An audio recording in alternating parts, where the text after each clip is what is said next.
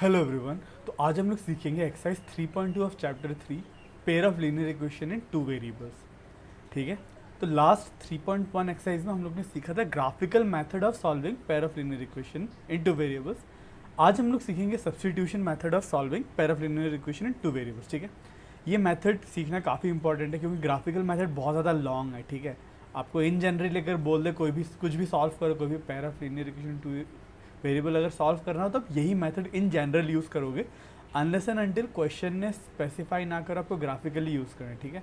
Graph में आपको बार bar graph बनाना पड़ेगा, पॉइंट प्लॉट करने पड़ेंगे। ठीक है। तो वो बहुत ज़्यादा लॉन्ग प्रोसेस है, वो बस आपके अंडरस्टैंडिंग के लिए था कि ग्राफ में ऐसे बनता है। पर एक्चुअली में आप जब सॉल्व करोगे तब आप या तो सब्स्टिट्यूशन मेथड यूज़ करोगे या तो एलिमिनेशन मेथड यूज़ करोगे। ठीक है। तो उसी के लिए मतलब ये और एलिमिनेशन मेथड जो अगला लेक्चर में सीखेंगे वो काफ़ी इंपॉर्टेंट हो जाता है। ठीक है। तो चलिए सीखते हैं एलिमिनेशन सब्स्टिट्यूशन मेथड होता क्या है। ठीक है। सो बेसिकली सब्स्टिट्यूशन मेथड में 3 स्टेप्स होते हैं। ठीक है। हम लोग ये समझते हैं एग्जाम्पल 4 एनसीईआरटी बुक से एग्जाम्पल 4 करके। ठीक है। लेट्स से आपको 2 इक्वेशन दिया हुआ है। ठीक है। तो स्टेप 1 है, स्टेप 1 किसी भी इक्वेशन से find the value of x या फिर y. Find the value of x और वाई, एक्स या फिर वाई किसी एक का वैल्यू निकालो। जैसे कि ये वाला इक्वेशन है। ठीक है। टू, मैं ये वाला इक्वेशन है तो इस इक्वेशन से मैं एक्स का वैल्यू निकालता हूँ। ठीक है। X plus 2y equals to 3 है, तो मैं इसे x क्या लिख सकता हूँ, 3 माइनस 2y। ठीक है। मैंने ऐसे क्या कर लिया, इसे x का वैल्यू निकाल लिया।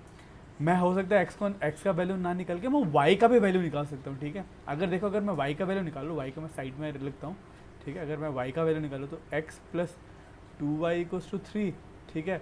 x को उधर ले जाऊँगा, 2y equals to 3 minus x होगा, तो y क्या होगा, 3 माइनस एक्स बाई 2। ठीक है। मैंने ऐसे y का वैल्यू निकाल लिया और ऐसे x का वैल्यू निकाल लिया। अब x के वैल्यू में मुझे फ्रैक्शन नहीं है। ठीक है। y के वैल्यू में एक फ्रैक्शन बनता दिख रहा है, तो जो मुझे इजी लगता है, यहाँ पे फ्रैक्शन नहीं बनता दिख रहा है, तो बेटर रहेगा मैं x ही लूँ। ठीक है। y को छोड़ दूँ। आप y का भी ऐसे वैल्यू निकाल सकते हो। ठीक है। ये था स्टेप 1। ठीक है। x या फिर y का वैल्यू निकाल लो, डिपेंडिंग कौन सा सही रहेगा, कौन सा ईजी रहेगा। ठीक है। फिर स्टेप 2 में आपको फाइंड करना है। ठीक है। सब्स्टिट्यूट करना है दिस वैल्यू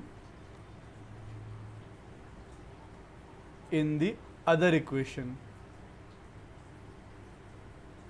एंड, ठीक है, अदर इक्वेशन, दूसरे इक्वेशन में सब्स्टिट्यूट करना। इसका मतलब क्या है, सपोज आपने x का वैल्यू निकाला है। ठीक है। अब क्या करोगे, ये वाला x का वैल्यू आप इस पहले वाले इक्वेशन में पुट कर दोगे। ठीक है। ये वाला x का वैल्यू आप इस इक्वेशन में पुट कर दोगे।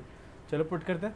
तो ये बनेगा 7x माइनस 15y था, 7x, x का वैल्यू क्या है, 3 minus 2y minus 15y equals to 2। ठीक है।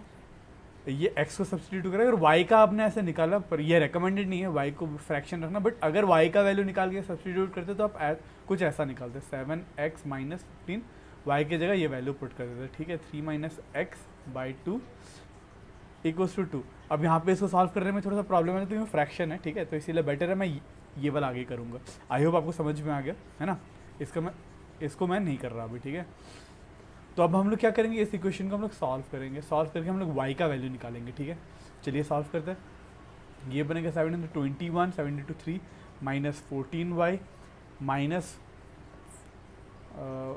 Minus 15y equals to 2। ठीक है। फिर ये बनेगा माइनस 14y माइनस 15y बनेगा माइनस 29y। ठीक है। माइनस 21 उधर पे जाएगा तो, सॉरी, प्लस 21 उधर पे जाएगा तो माइनस 21, 2 माइनस 21 बनेगा माइनस 19। ठीक है। ये कटा, तो इससे मुझे y इक्वल्स टू मिला 19/29। ठीक है। मैंने y का वैल्यू निकाल लिया इधर से। ठीक है। अब स्टेप 3 क्या है, ये y का वैल्यू को आप किसी भी इन दोनों में से आप किसी भी इक्वेशन पुट कर दो, उससे आपको x का वैल्यू मिल जाएगा। ठीक है। ये था स्टेप 2। स्टेप 3 है substitute this y value to any of the equation to find x। ठीक है। ये y का वैल्यू मैं किसी एक इक्वेशन में पुट कर दूंगा। ठीक है। मान लो इस इक्वेशन में पुट कर दे x plus 2y equals to 3, इसमें y इक्वल्स टू कितना पुट कर दूंगा, 19/29। ठीक है। x plus 2y equals to 3 इधर पे y पुट कर दो 19/29, तो ये क्या बनेगा x प्लस, मैं इसको नीचे ही लिखता हूँ, ठीक है, x plus 2 into 19/29 equals to 3, ठीक है। अब x को इधर रहने देते हैं, इसको उधर ले जाते, तो यही ना x plus 2y equals to 3, x plus 2y equals to 3, ठीक है। हम तो ये बनेगा x equals to 3 minus 2 into 19 होता है 38/29, इसको सब्सट्रैक्ट करोगे तो आपको x मिलेगा 49/29, ठीक। तो आपको x मिला 49/29 और y मिला 19/29, देयरफॉर इसका सोल्यूशन क्या हो गया 49/29 कमा 19/29, ठीक है। एक बार फिर से देखते हैं, रिवाइज करते हैं, ठीक है। तो क्या करना है, सबसे पहले किसी एक इक्वेशन से हम लोग को x का वैल्यू या फिर y का वैल्यू निकाल देना है, ठीक है।